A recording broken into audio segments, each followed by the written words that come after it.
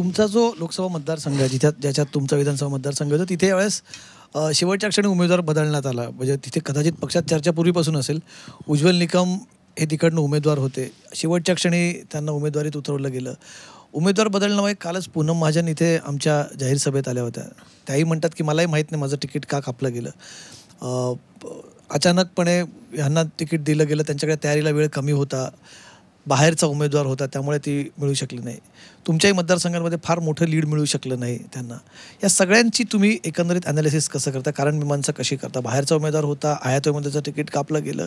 काय झालं नक्की तुमच्या मतदारसंघात? का चुकलं? मुळामध्ये पूनमताईंचं तिकीट का दिलं गेलं नाही, त्यांची भेट राष्ट्रीय अध्यक्षांबरोबर झाली होती एवढं मला माहिती आहे.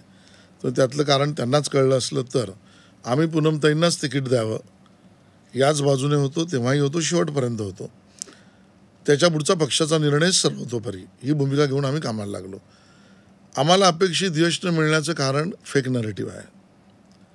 यामध्ये संविधानाविषयात पसरवलेला अफवा, संविधान बदलणार म्हणून निर्माण केलेली असुरक्षिततेची भावना, या सगळ्यामध्ये अजून बरेच मुद्दे आहेत आणि या सगळ्याचा परिणाम होऊ शकतोय आम्ही विचारच केला नाही किंवा कमी विचार केला आणि म्हणून त्या सगळ्यामध्ये आम्हाला अपयश मिळालं.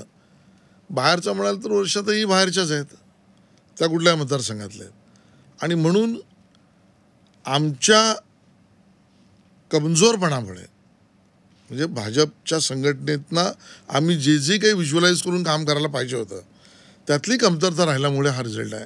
आता ही परिस्थिती नाही.